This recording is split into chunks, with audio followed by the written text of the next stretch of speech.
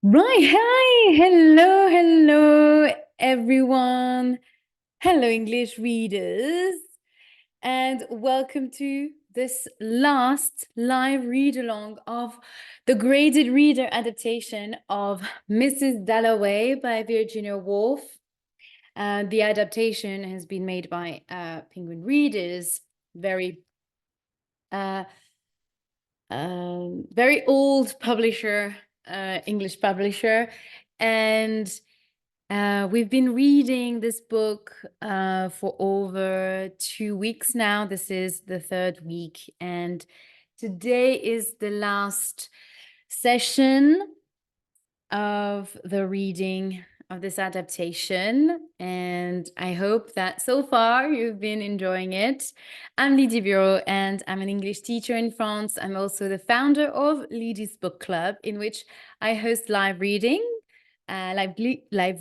sorry, like this one, of classics of English literature, but also contemporary novels. I tend to prioritize books that are written by women. And once a week with the members of the book club, we meet via Zoom to discuss the chapters or the parts of the book read over the week. And we also talk about books in general and learning English and also other topics that come into the conversation. So today we are going to read section 15, so the last part of the book. So I remind you that this book is not divided in chapters because it's not ordinary novel. It's a novel that just tells the story of three main characters: Clarissa, Peter Walsh, and Clarissa Dalloway, Peter Walsh, and Septimus Warren Smith. It's just after the First World War, and these three main characters, we follow these three main characters throughout one day of June. And on that very day, Clarissa Dalloway is planning on hosting a party at her house. And during that day, she is going to be reunited, or Peter Walsh, her old friend, is coming over to visit her to her house, and this visit is going to re-emerge new old memories. And as much as for Clarissa than for Peter Walsh, so they will remember their time spent together, especially during that summer at Clarissa's childhood house. But also we are going to, this novel is very much a portrait of these three characters that somehow are linked. Septimus Warren Smith is not known by Clarissa Dalloway, but she will hear of him at the end of the novel, and she will feel a deep connection to him. We're going to talk about it in the recap of the section of yesterday's section that we've read.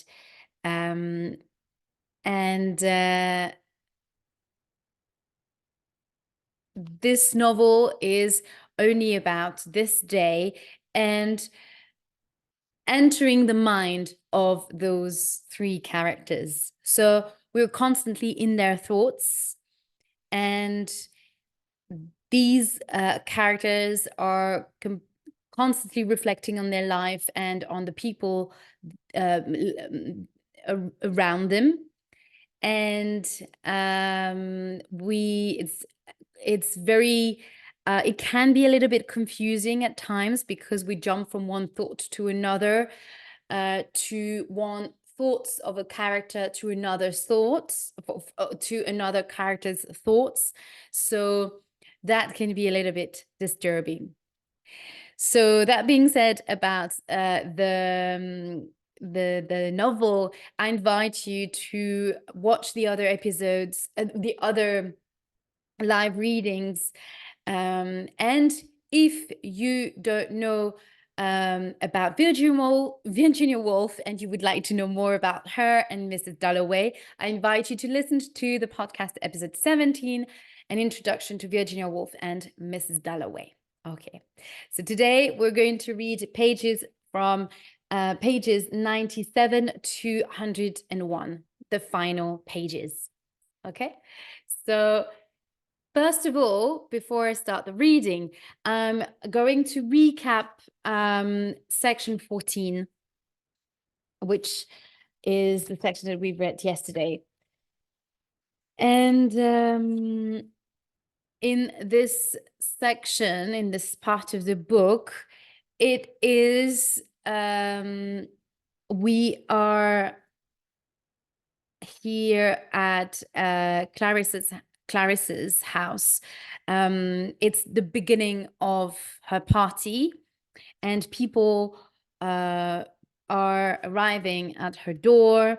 The Prime Minister is here. All the elite class of English society are here. It's the place to be, the night, the party where one must go and has to be invited. So Clarissa is behaving like a true hostess, like a proper hostess, and she is introducing people, meeting, and greeting people, every people that comes in, every people that come in, sorry. And Peter Walsh is at the party. He's there, as well as Sally Seton, which is quite a little surprise for Clarissa. She actually doesn't realize that it's her old friend at first, because she's introduced as Miss Rossiter, if I'm not mistaken. Yes, Lady Rossiter, because now she is married to a lord. No, not a lord. She's married to a rich man from Manchester, and she's now a lady. So I'm not sure what's the title of her husband. Is it Lord or maybe a Count? I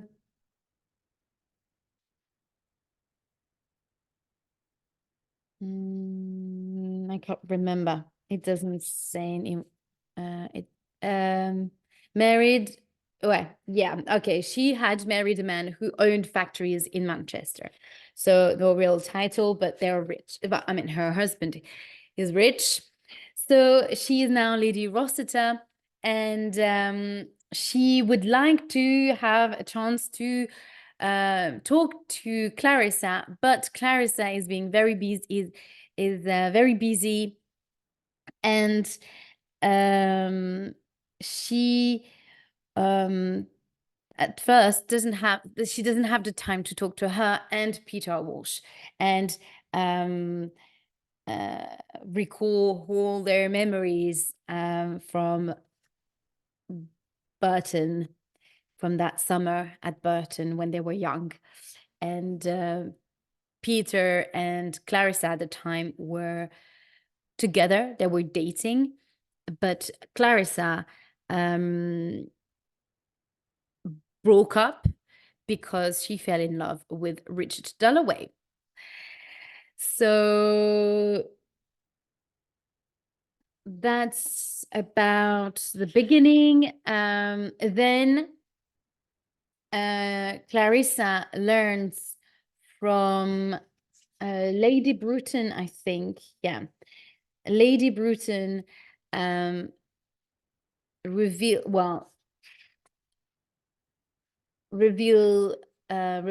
to Clarissa that a young man.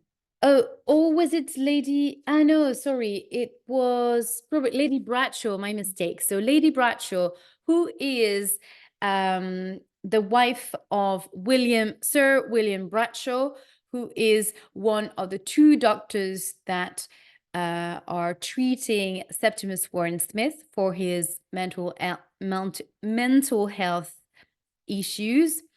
And well, treating is a big word because they don't really manage to heal him or just through his the voices that he hears, or find a way to calm his mind. Instead, Dr. Holmes in particular is going to be very pushy, and he will insist on entering in the house while Septimus is upstairs, and he doesn't want to see him because he doesn't like this man. And Rezia will try to stop him, but he will pass through her and will go upstairs. But Septimus is not feeling good about seeing him. And he sees him more like a monster. He calls him actually the human nature, and human nature here is depicted as danger and something that wants to hurt him, and he can only escape from the window. So he threw himself out of the window and he dies. So Lady Bradshaw learned the news from her husband, who is saddened by this terrible news, and we have a little glimpse at maybe some health advancement that's going to happen further later on in society, when Richard is talking with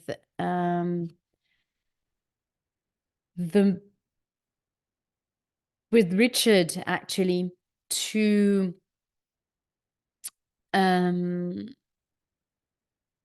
so Sir William Bradshaw is talking to Richard, so Clarissa's husband, if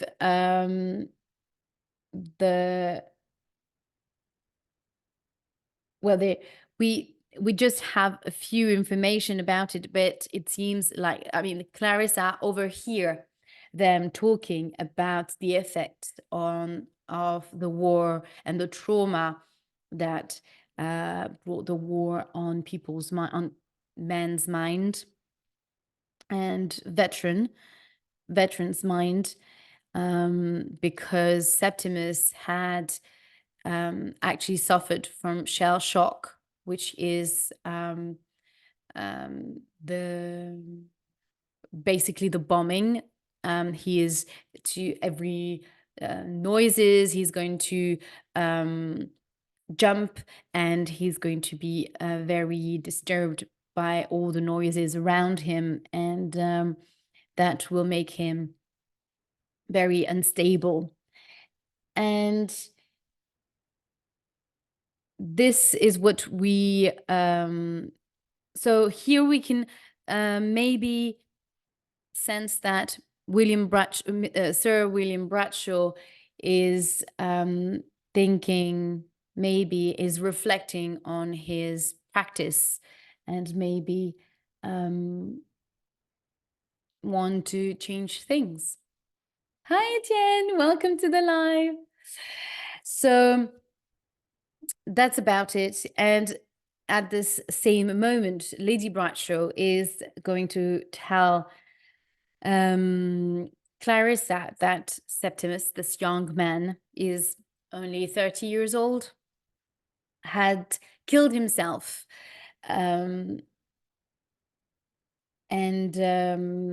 Clarissa doesn't know him, but she will feel deeply connected to that man. And learning about his death is going to make her reflect on her life, and she's going to compare her loneliness and despair to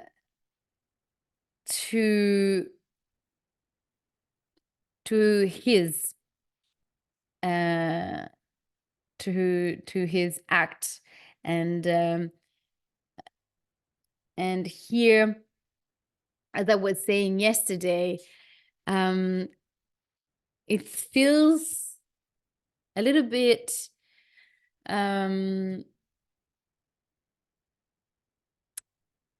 inappropriate. I don't know. I feel like Clarissa is she associate her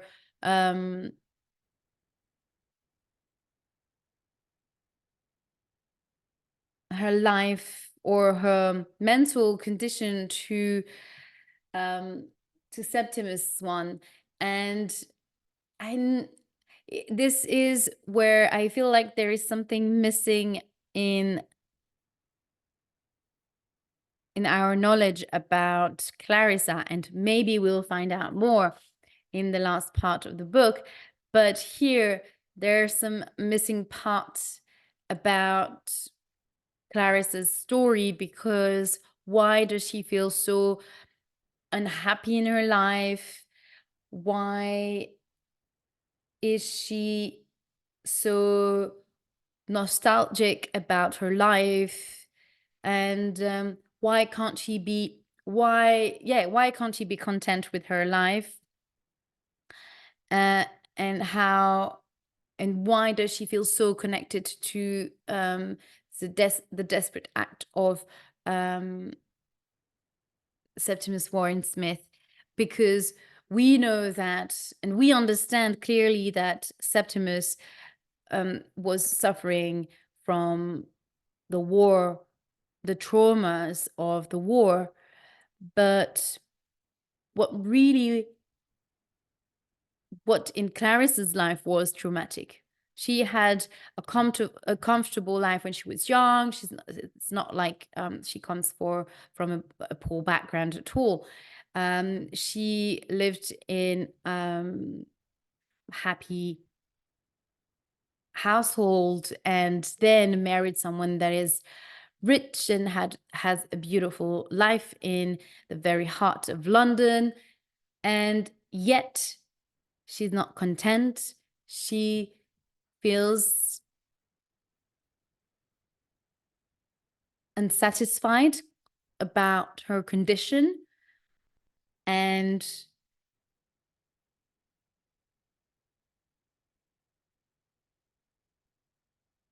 like an outsider all the time. So maybe we'll find some answers at the end of the book. So Let's get started. But where is Clarissa? Said Peter. He was sitting on the sofa with Sally. Where has he gone? Where has she gone? Sally supposed, and Peter agreed that there were important people there, politicians whom Clarissa had to be nice to. She was with them, though as a politician, Richard had not been a great success, Sally supposed, and she had done things too. I have 5 sons, she told Peter. Good heavens, how Sally had changed. Last time they met, Peter remembered, had been among the cauliflowers and rose bushes in the moonlight. She had marched him up and down that awful night, after the scene by the fountain, before he had caught the midnight train. Heavens, how he had cried. That was his old trick, always playing with a pocket knife when he got excited, thought Sally. They had been very close, she and Peter Walsh, when he was in love with Clarissa. After that awful scene over Richard, Peter had gone off to India and had had an unhappy marriage, she had heard. Now he had changed, but she still cared for him, for he was connected to her youth. She still had a little book of poetry he had given her. In those days, he had wanted to write books. Have you written? She asked. Not a word, said Peter Walsh, and she laughed. He still felt the force of her character, the old Sally Seton. But who was this Rossiter, her husband? He owned factories in Manchester. They had a huge house and armies of servants, she said with a laugh. Sally was proud of her husband. He had worked hard and earned every penny they had. You must meet him.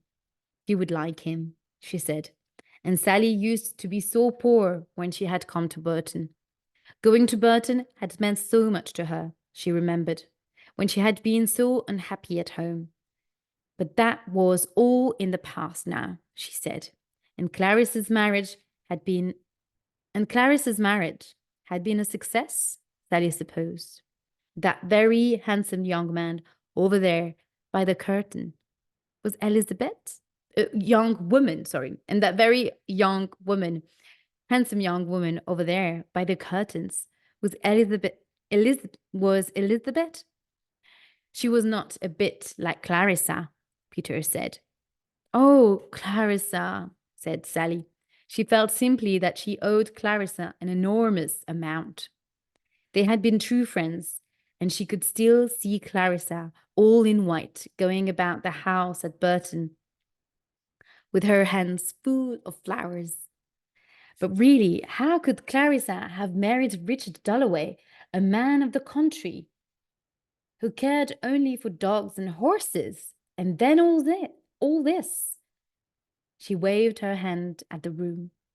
Hugh Woodbridge wandered past without seeing them. He's not going to recognize us, said Sally. And what does the admirable Hugh do now? She asked Peter. He cleaned the king's boots or counted bottles at the palace, Peter told her, and she laughed. Peter's tongue was as sharp as ever. The problem between her and Clarissa, Sally said, was that Clarissa was really a snob. She thought Sally had married beneath her husband being the son of a working man. And so Sally would go on, Peter felt, hour after hour, about the working man's son, about how people thought she had married beneath her, about her 5 sons. Clarissa had escaped all that. Was she a snob? Yes, in many ways she was. Where was she all this time? It was getting late. Yet, how generous Clarissa was to her friends, said Sally, with a rush of emotion. which Peter used to love her for, but feared a little now. Clarissa was pure-hearted. Peter would think Sally sentimental for saying it. But she now believed that the only thing worth saying was simply what one felt. Cleverness was silly. But I do not know, said Peter Walsh, what I feel. Poor Peter, thought Sally. Why didn't Clarissa come? Why did Clarissa come and talk to them? That was what he wanted. All the time he was thinking only of Clarissa and playing with his knife. He had not found life simple, Peter said. His feelings for Clarissa had not been simple and had spoiled his life. Yes, indeed, we understood that his feelings for Clarissa were definitely not simple. One could not be in love twice, he said, and Clarissa had cared for him more than she ever cared for Richard. Sally was sure of that. No, said Peter. Sally should not have said that. Richard was a good man, and of them all seemed to him the best. And were Clarissa and Richard happy together? Sally asked, for she admitted she knew nothing about them, only imagined things, as one does. Since what can one know even of the people one lives with every day? She asked. But Peter did not agree that we know nothing. We know everything, he said. At least he did. But this couple coming now, Sally whispered, this silver-haired man and his rather ordinary-looking wife, who had been talking to Richard. What could one know about people like that? That they are shallow fools who cannot be trusted, said Peter, looking at them casually. He made Sally laugh. Sir William Bradshaw stopped at the door to look at a painting. He looked in the corner for the painter's name. His wife looked too. Sir William Bradshaw was so interested in art. When one was young, said Peter, one was too impatient to know people. Now that one was old, 53 to be exact, one could watch, one could understand, and one did not lose the power of feeling. It was true, said Sally. She felt more deeply every year. And here it's quite interesting because there is a parallel here. So Virginia Woolf makes a very clear parallel with the fact that Septimus, that contrast with Septimus' loss of feeling. So that's his his effect. That's the war's effect. That's how the war affected him, because when the war ended and when he learned about his friend's Evans, his friend's death, then he lost all feelings. And here, the fact here with Sally and Peter Walsh talking about getting older, it's actually the feelings and the power of feeling that is exacerbated and as we getting old. And Sally can feel that she is more emotional than she used to be when she was younger.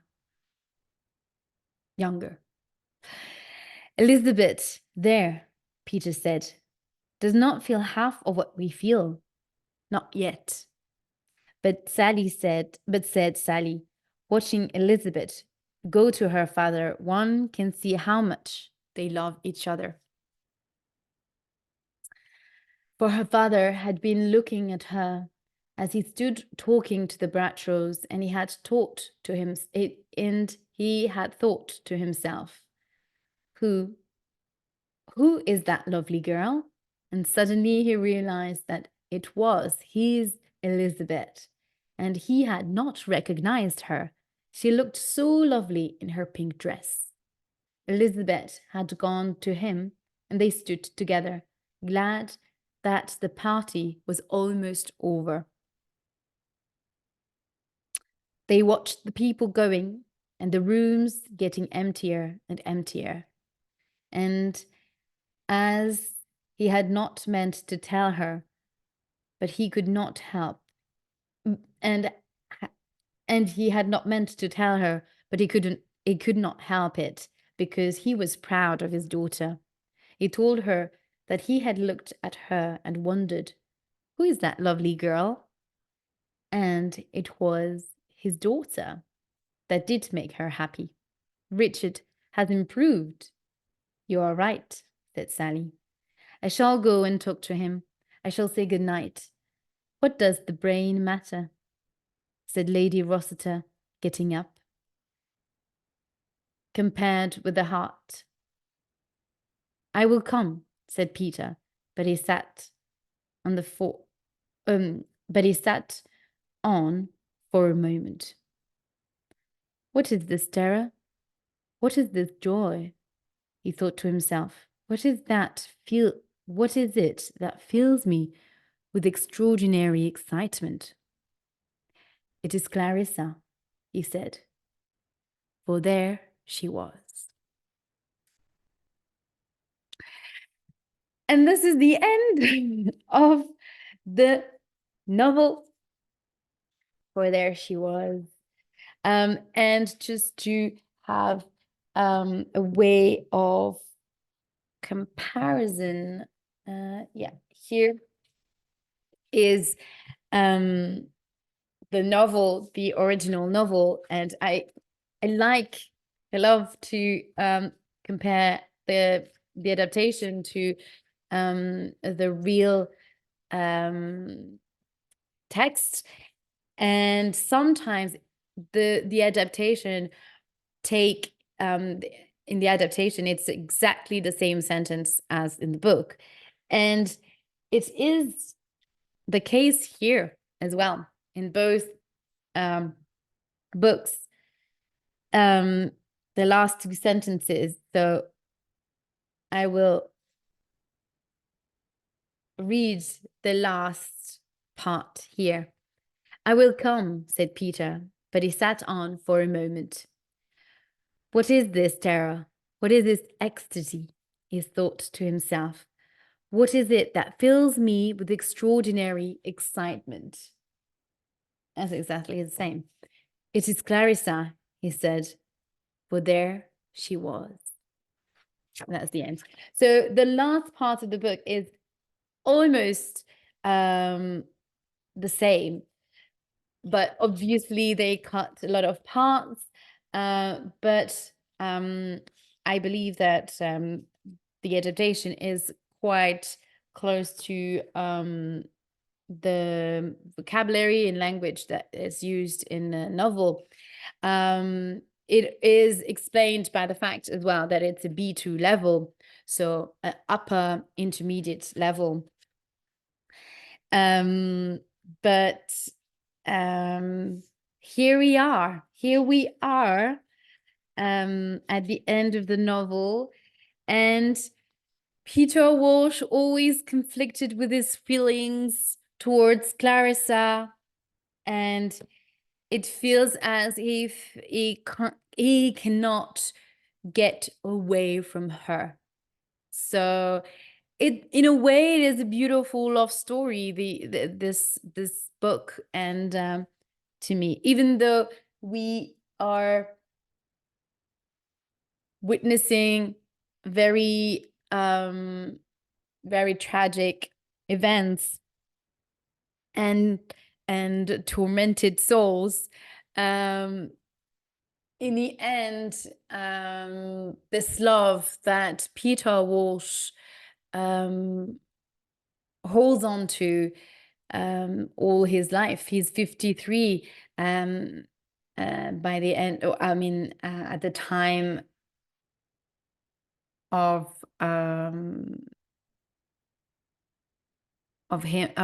his visit to London, and on that day, that so when he comes back to London, he is 53, and they've been so many years apart, and yet love is still there. Although both of them lived their own lives, he still kept his feelings for her, even though he does not want to admit that he can still be in love with her. Yeah, one could not be in love twice, he said. Well, perhaps here, or maybe it's always been, I think here it's more like he's always been in love with her. It's just that he had to resign to try to love someone else, because she rejected him. So yeah, it's very sad for Peter Walsh. Anyway, if you want, I hope you enjoyed this reading of Mrs. Dalloway. And if you want to discuss further this book and share your thoughts and practice your English, then join the book club. You will find the link in the description. Thank you for joining live, and thank you so much for watching this video on replay. I see there are more and more people watching the videos and subscribing to the channel as well. Thank you so much for supporting this project and the book club as well. So next week, now I'm going to give you some news about what is going to happen next week.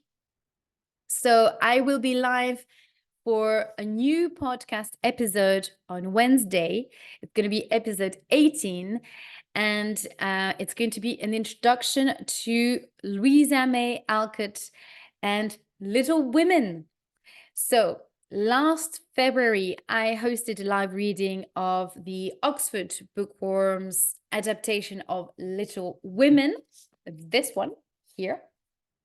And you can see all the live readings actually on replay on YouTube, on my YouTube channel. So you can check all the videos by looking at the other videos on YouTube. And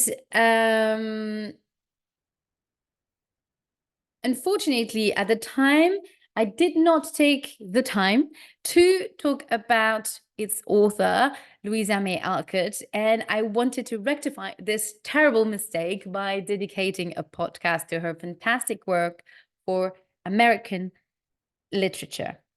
And the following Wednesday, I will be reading the Penguin Readers adaptation of Little Women. It's rather aimed at children because, as you can see, there is sequential illustrated. It's the sequential illustrated style and format. But the thing is, in this adaptation, they only adapted part 1 of the book. And I did not want to stay, to leave you guys with the half of the novel, basically. So I really wanted to read that adaptation because here it is complete. You will have everything, part 1 and part 2. So the whole book is adapted in this novel. So if you have a beginner level, it's perfect for you because it's going to be very super easy to understand. But if you have a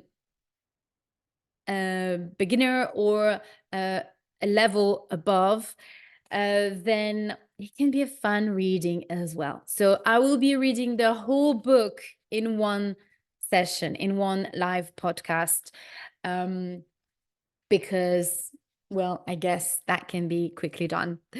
And this way you will have the live reading of the whole book on one episode. So that's why it's going to be a podcast episode. And in May, I will start a live reading of a new classic of English literature, which is Jane Eyre. Ta-da. So I will host a podcast as well, a live podcast on Charlotte Bronte, introducing Charlotte Bronte and Jane Eyre. And on the 13th of May, I will start the reading of this adaptation. It's aimed at A2 plus learners of English. So if you have an intermediate upper beginner level, so it's level 4. So if you have if you're intermediate or a high beginner, then this novel will be accessible to you.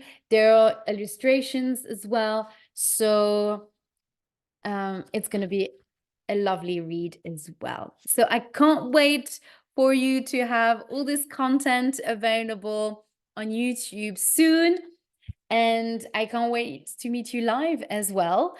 So I will see you on Wednesday live on Instagram for the podcast episode on Louisa May Alcott.